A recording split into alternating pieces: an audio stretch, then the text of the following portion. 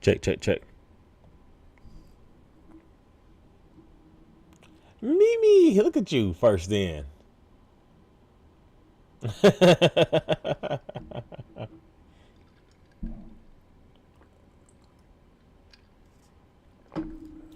up, Mr. Scott? Appreciate y'all coming in tonight. I think we got a good live tonight. I actually have like 4 topics we could talk on. I'm so country. Have to laugh at myself. Lord have mercy. Believe it or not, I am college educated. Definitely running at an or not right now. Let me pull up today's pod. We actually podded today. What we got here? Today's pod. That actually dropped. That should be out. Check it out on your way to work tomorrow. Or you can save it for the snow day that we're going to have on Friday. Was it Friday? Or is it Saturday? I don't know. We're supposed to have snow day Friday or Saturday. Let's see here.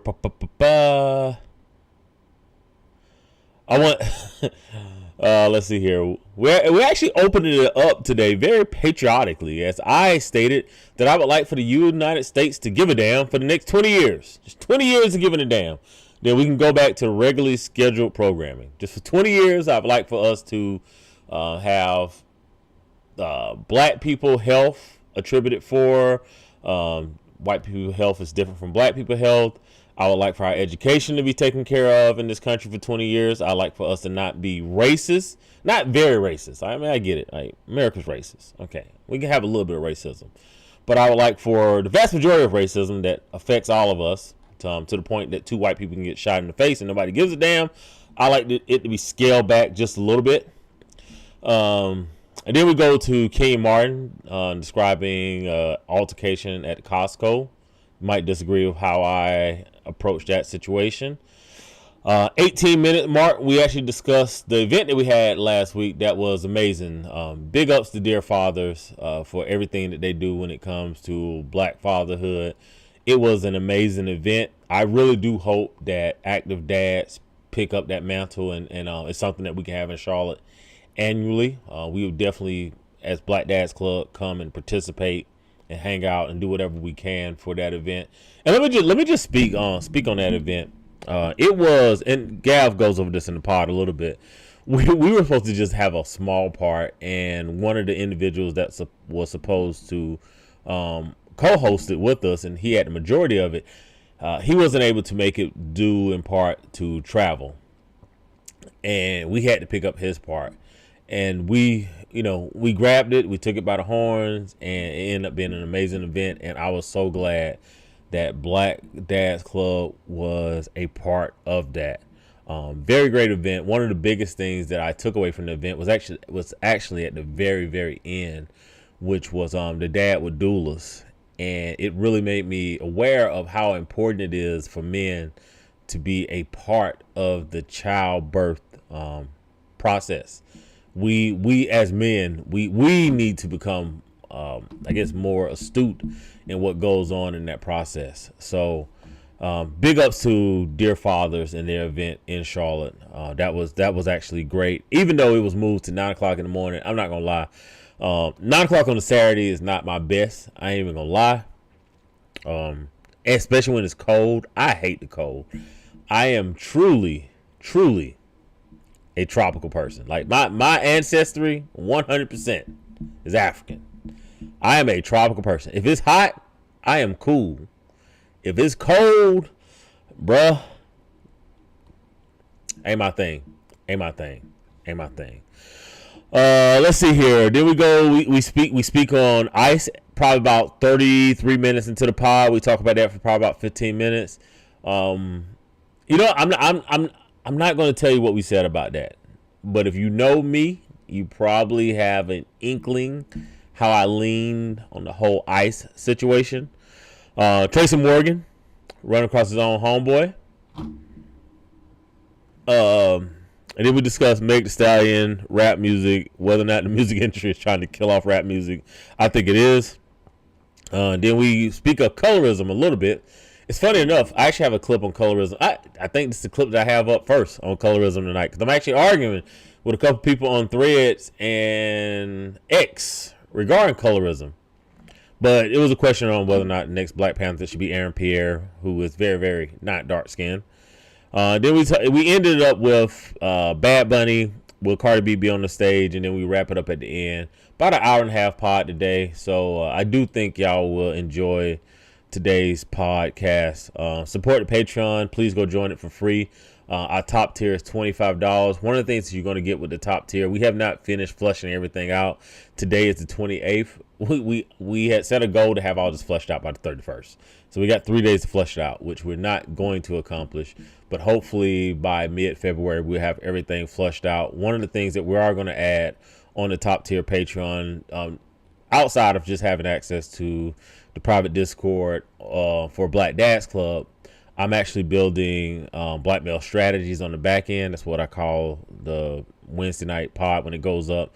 And what we're going to do with that is focus on the physical, the personal, and the professional, on accelerating ourselves as black men. So that is coming. That will also have a separate Discord that you'll be able to join. So if you join Black Dads Club Patreon, you'll have access to black male strategies as well, where we'll discuss black masculinity, black physical fitness, things that we need to focus on as black men, as well as the personal life, right? Whether it is friends, whether it's relationships, whether it's parenting, and then of course the professional, which is where I am in my career. I'm 30 years in this world.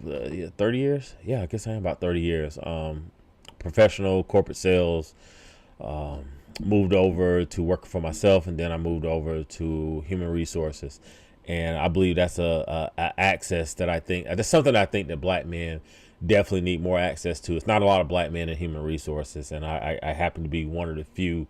I'm not a benefits human resources guy, so don't come and ask me about benefits. I know a little bit about benefits, but that's not my thing.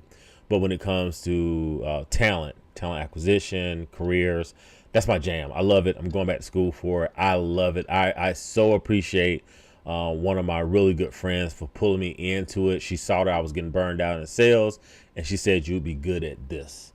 And she fought to get me over here. So I know sometimes y'all think that I'd be like going in on the sisters.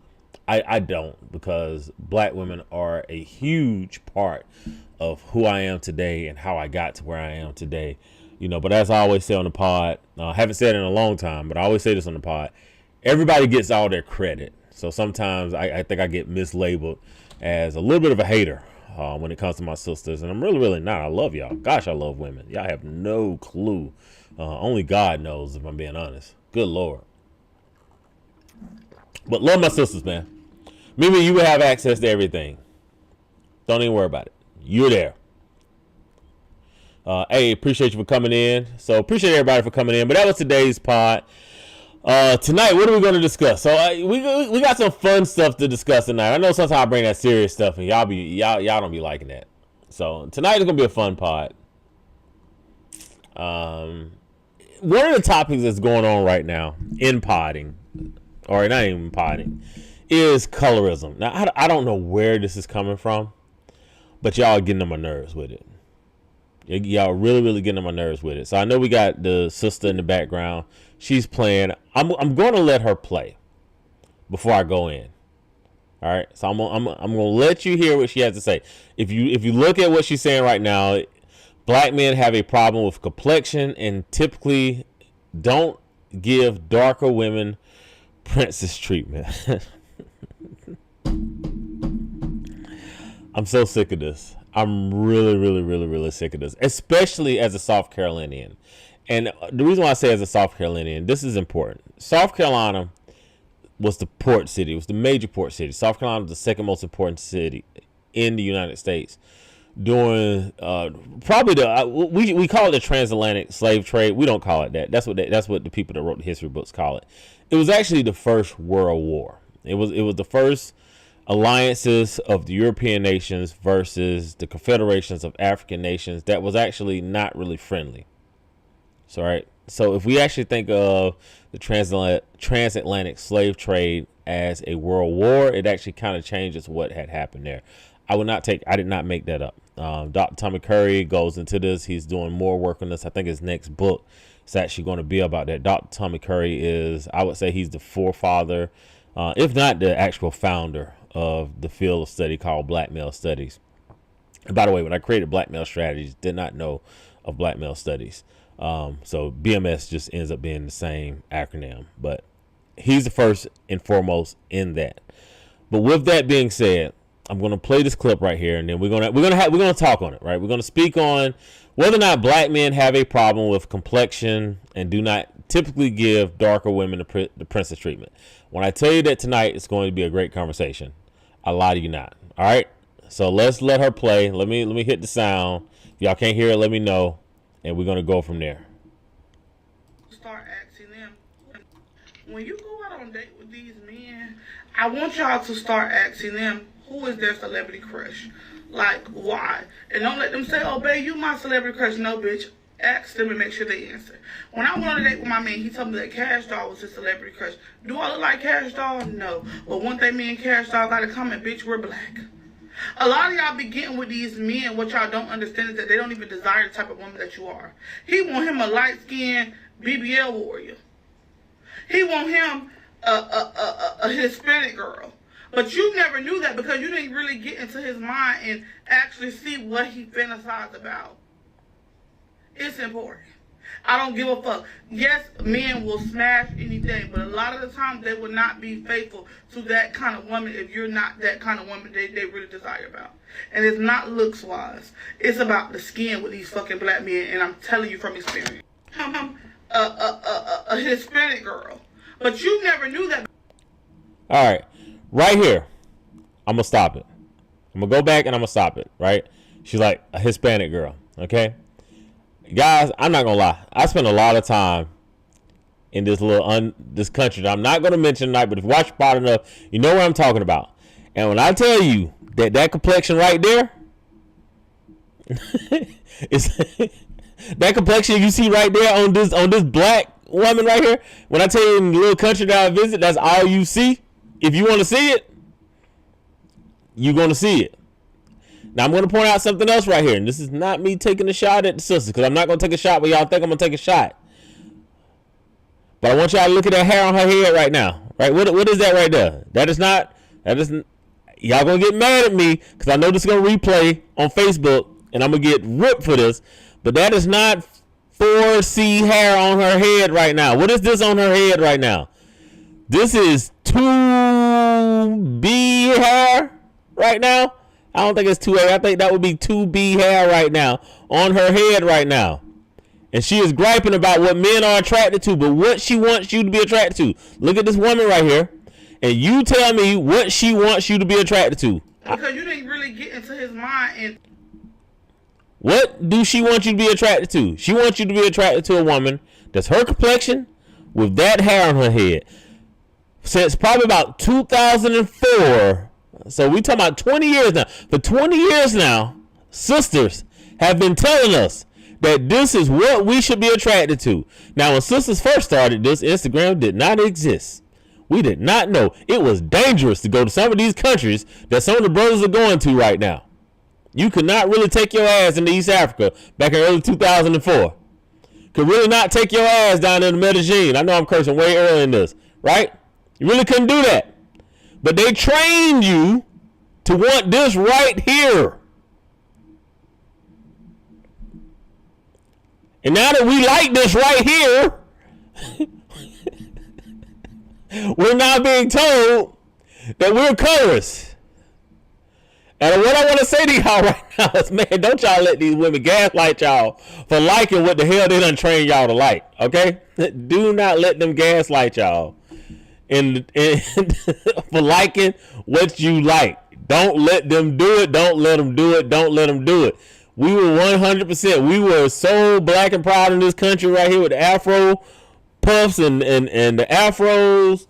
Y'all could have brought the Bantu knots over here, but this is where y'all went, ladies. Okay? Y'all started this. I know none of us expected Instagram to blow up in 2014. We did not expect that. But now y'all have trained us to want this complexion right here with this hair. Okay? Leave us the hell alone. We did not start this fight. This is not a fight that we would start. We in 1997, we was not making music about this right here. Okay? All right? Leave us alone. We do not have a complexion problem.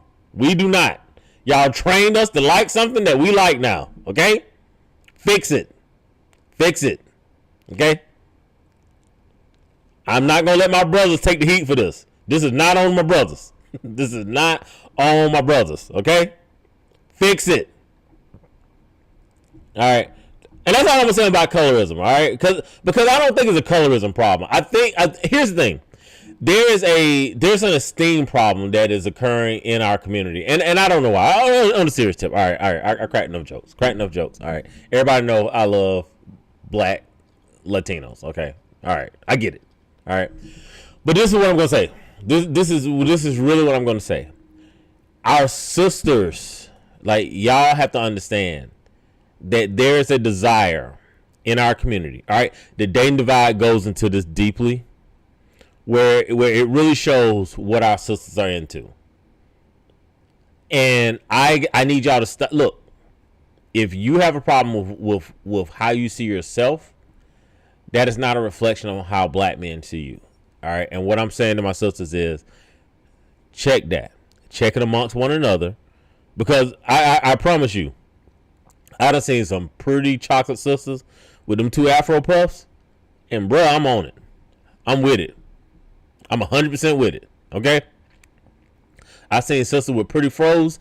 Matter of fact, the funny enough part is, if you actually look at a lot of Brazilian women, Instagrams, and especially the ones that are from the state of, I think it's pronounced Bahia. So wherever Salvador is down there, you will see a lot of sisters that have these beautiful afros, and they're beautiful black women. And you go look at their followers, ain't nothing but black American men, right? We're into our sisters, man. We really, really are. We really, really are. So I need y'all to stop this colorism conversation. Like just cut the colorism conversation out, because even in the United States itself, right? I think if you took my complexion, right? I think, and you looked at all your friends as an American, right? You would probably have half of your friends that'll be a little bit darker than me, and the other half of your friends will be a little bit lighter than me. We don't really have a lot of extremes on both sides of the profile. We don't really have the midnight black Americans, and we really don't have a lot of super light skinned Americans. Like, we really don't, right? Like, so sometimes you have that with the biracials, but even most biracials are like a couple shades lighter than me. You know, so it really takes a biracial having a baby with another Caucasian to where you get that super light, bright black person, or someone that would be considered black if they weren't passing. So I do need this. This is something that I need my sisters to work on. It's not that black men do not have a problem with colorism, right? Tyler is not light skinned, right? They might do light grading on her, but if you look at Tyler or if you look at her sister, they're not light skinned. Both of them are my complexion. Excuse me. Both of them are probably a little bit darker than me. All right. Tim's is darker than me. Like, black men love dark black women, right? But the issue that y'all have is this thing on her head right here. This is the issue that y'all have. And we've never asked y'all to do this dumb shit. We've never asked for y'all. We never said, hey, I need you to put a weave in. I need you to put a sew-in in. I need you to wear a wig. We have never, ever, ever said that. Right? Y'all did this and y'all trained us to like this. Right? Now, I'm not going to put the blame on you, but what I'm saying is that when y'all are slim and when y'all are feminine and when y'all are kind and catering and you have that right there, it's a problem. And y'all have created a problem. This is the problem that y'all have created for yourselves. I'm not going to let the brothers take the blame for this. So I don't mean to start super mean tonight, but I had to hop into it. Tonight. Y'all not about to blame us for being colorists. We are not colorists. All right, where else we going tonight? Skip had a point tonight. I'm not going to play the whole thing for Skip because it's 22 minutes. Not going to let Skip talk for 22 minutes. But I do want to address this right here, though. Black head coaches in the NFL. Now, with that being said, in the era of MAGA, and we are in the era of MAGA, we might as well just give this era a name, right? From 20, we really should take when the Tea Party came into being, which was what was that? When Obama ran for office, 2006. We really should go from the Tea Party era, but I'm going to just go from when Trump was elected 2016. So I'm going to take the 10 years off. For 2016 to whenever Trump leaves office, however that looks, I am so curious about these midterms, and I'm super curious about the elections in 2028, but I think the midterms will tell me everything I need to know. We're in the era of MAGA, and Skip asked the question, what has happened to black head coaches? And I think he has a valid point. So we're going to listen to Skip. We're just going to go a minute into it, then we're going to skip to the next topic. I'm not saying Todd Monken was a bad hire for the Cleveland Browns or for Shedeur Sanders. I'm just saying that for me, he's a disappointing hire because I'd gotten my heart set on a young coach you may not have heard of until very lately, Nate Scheelhaase,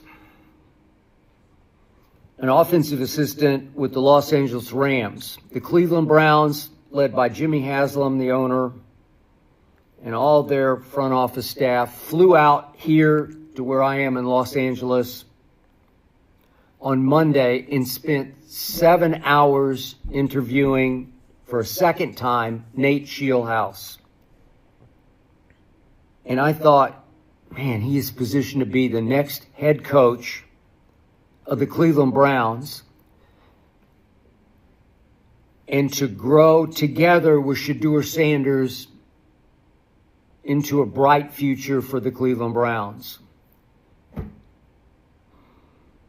Nate Scheelhaase is only 35 years of age, but Nate Scheelhaase is the only young black offensive coach I know in the head coaching pipeline in the National Football League. It's the only one I know. That's the part that I wanted to get out right there, right? So, Eric Bieniemy, I used to defend Eric Bieniemy. Evidently, he done something. I don't know what he's done. I don't even want to speculate because nobody wants Eric Bieniemy to be a head coach. Evidently, he has to be the worst interviewer in the world because the guy has coached some of the greatest offenses that we've ever seen. So Eric Bieniemy, I'm gonna just leave out of this conversation because obviously that man have done something that we don't know about. But Skip brings up a good point right here, right? Like the next great batch of black head coaches. The NFL is going down this road of not really putting black coaches into head coaching position anymore. I can't really speak to why, right? I can speculate. I can look at the temperature of this country in the era of MAGA and say that we're not getting that back, right? We're not going to get the Rooney Rule really enforced. Black head coaches typically are not on the offensive side of the ball. To Skip's point, Coach Shields would be a great.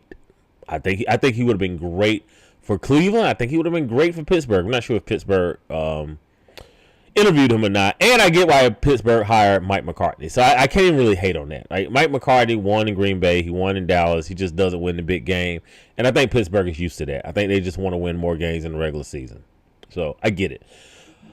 But when it comes to black head coaches, when it comes to black men in general, being able to achieve and move to these high positions, you're in this era now where you're going to be suppressed, right? Being twice as good isn't going to be good enough anymore.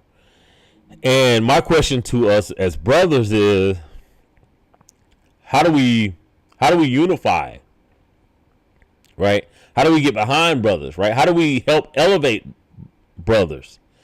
into higher positions, whether it's in corporations, whether it's in businesses that we own, whether it's in sports, right? This is the era of NIL, and this would be an era that you think that you'd have an ascension of black men, right? Like who's ran more AAU basketball than black men, right? And we still don't see black men moving to the front of coaching, right now, right? It still becomes like, hey, you did all the groundwork for AAU, but when it comes to NIL agents, they're not black.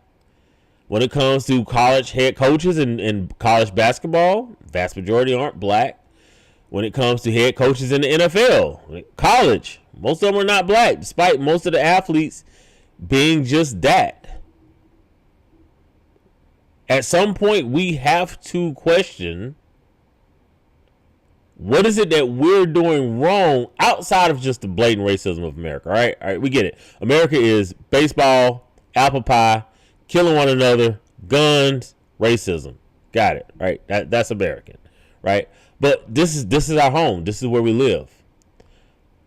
We have to create the educated question on, why are we not moving into these spaces, right? Like there's no reason for Shields to not be the head coach of the Cleveland Browns. There's no reason. They hired what's the moron name that's in Atlanta now? Let me see here. I can't think of his name right now. Atlanta head coach Stefanski, right? None of us can really do worse than Stefanski. Not as in the NFL. No one can really do worse than that. And somehow that guy ended up with a head coaching job in one of the blackest cities in America. This isn't a place where I'm saying that, like, hey, the system is your enemy. It's an adversary at this point. It's not an enemy. You're allowed to exist. You're allowed to compete. We're just not competing. We do have to ask ourselves the question on, what is it going to take for us to compete? I don't have an answer for that. It's not boycotting. It's not watch the game. None of that's the answer. We're going to watch the games. We're not going to boycott. That's all BS, right? It's all performative. We need actionable results on what can we do as black men to ascend, right? It can't just be kiss the ring. It can't just be, well, I'm gonna Sambo out, right? It has to be something that we at some point have to have enough economic power, right? Not boycott. Follow what I'm saying here. At some point, we have to have enough economic power to have influence on the back end. And we don't. We do not have any economic influence on the back end. And that's becoming problematic for us, especially because even when MAGA ends, this era of Anglos being upset that they're racist, I think that's done.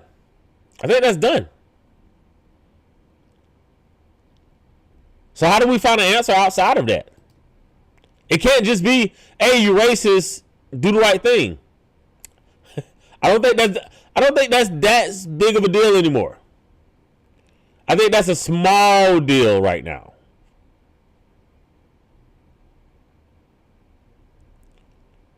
Oh man, you know what? I skipped one. I meant to add this to the sister. My bad. We're gonna play this one though. We're gonna play this one.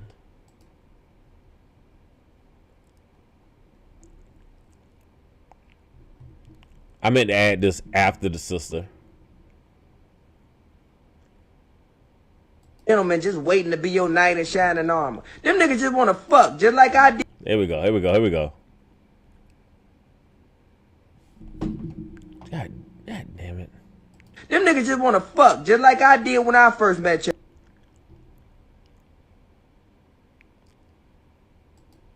Just waiting to be your knight in shining armor. Them niggas just want to fuck, just like I did when I first met your ass. I just ended up liking you a little more than I expected. Bitch, Bitch, you saying that like you had a bunch of gentlemen just waiting to be your knight in shining armor. Them niggas just want to fuck, just like I did when I first met your ass. I just ended up liking you a little more than I expected. That's what I meant to play out the old girl.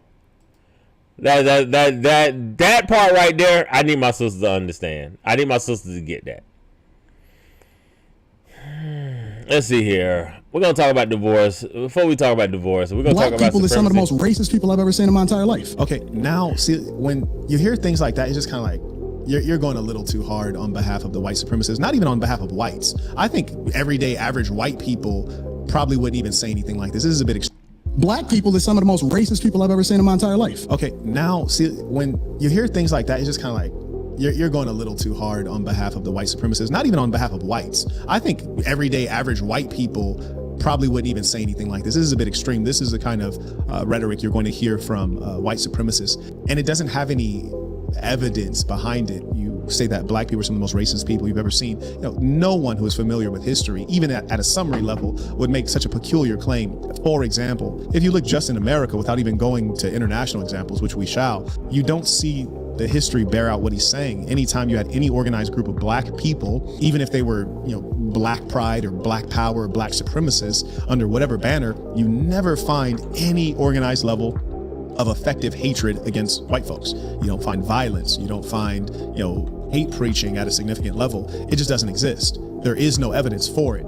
Conversely, anytime you find a group that purports to be a white nationalist group, you always invariably find violence. The skinheads, we call them the Ku Klux Klan, and we know that the racism is so embedded in the American white ruling class that to this day the Ku Klux Klan, who's murdered a multitude, have never been identified as a terrorist organization. And I think that they would have to be the earliest example of a terrorist organization in the United States. And for that reason, at this point, I find it hard to take Anton seriously. It in fact saddens me because he's just lying right now. And I have to ask myself, like, well, why are you lying like that? That's so weird. Black people is some of the most racist people I've ever seen in my entire life. Okay, now see when you Look, I don't agree with Marquette on a lot, but one of the things I'm going to credit Marquette for is being a very intelligent brother. Marquette, I believe, went to Berkeley and John Hopkins. Top of my head, I could be wrong here, but Marquette is a smart brother. Sometimes the red pill stuff goes a little too far for me because I'm not red pill. I love women way too much to ever be red pill. Women are dope. I like women. Women. Y'all know I give women all their credit, so I'm never gonna sit here and be like women don't do anything. Women do a lot. Okay. Women do a lot. All right. But I'm never gonna hate women, right? You have to understand, ladies, and why ladies do what they do. But when Marquette does speak on race, like I said, I got to give a brother credit for being who he is. And this is one of the things that drive me nuts about black conservatives is this constant deriding of the black community as being violent, et cetera, et cetera. And I asked this question to ChatGPT, and I want y'all to look at the question I asked. What is the most peaceful era of Europe? All right. I didn't say, has Europe ever been peaceful? I asked the system, hey, go through everything that you know about the continent of Europe from 5000 BCE up until today. And I need you to give me the most peaceful time of Europe. And when it says identifying the most peaceful era in European history can be subjective, but many historians often point to the following periods as notably peaceful, right? Pax Romana, 27 BC to 180 AD. Now, I want y'all, this date right here, I want y'all to take note that this was in this era, they still kill the Christ, the person that we identified as the Messiah. So in the most peaceful era of Europe, they still murdered the Messiah, okay? So don't lose sight of that. A long period of relative peace and stability across the Roman Empire where there was minimal military conflicts, right? And then I want you to look at the next era, right? The post-Napoleonic era, right? So this is after Napoleon, the French and the English kept trying to kill one another. At the end of it, in 1914, which I'm almost certain that World War II started, World War I. World War I dates. Let me go pull this up here. All right. World War I started in 1914. Okay.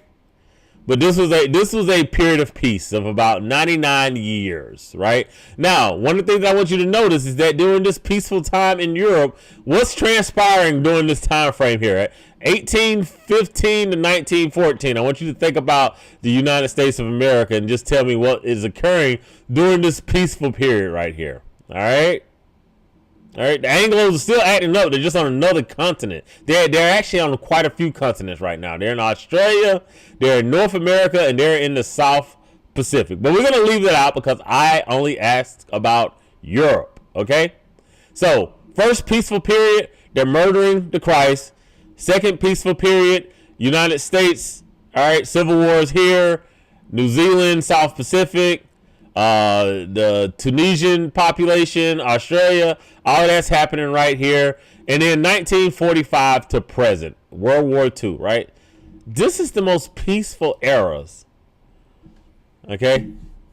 These are the most peaceful eras of Europeans. Their most peaceful eras. They murdered Messiah.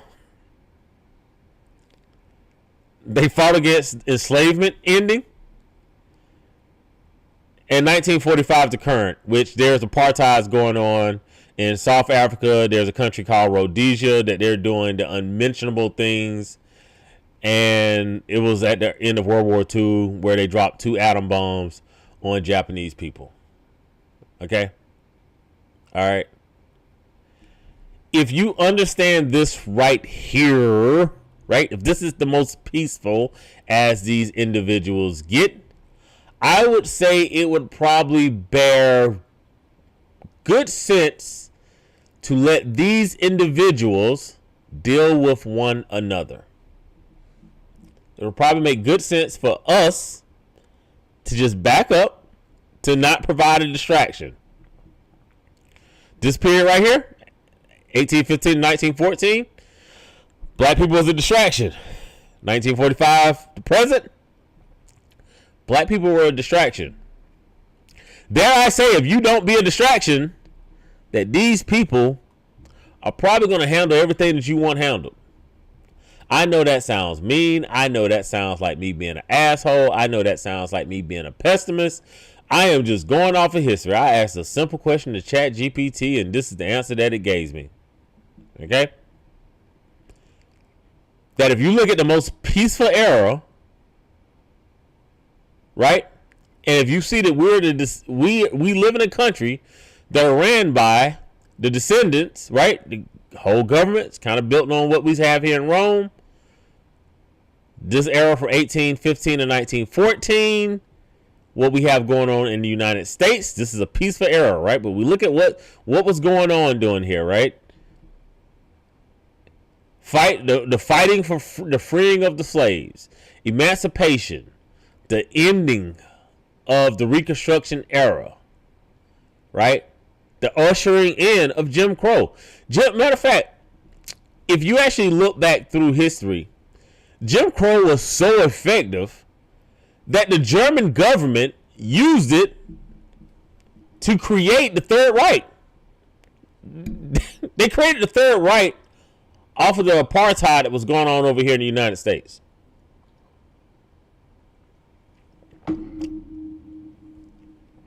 When you look at it from that point of view, right? When you understand it from that point of view, I have to say that as Africans in America, it would seem that the best place for us to be would be to just step off, right? Step back, let these individuals handle one another.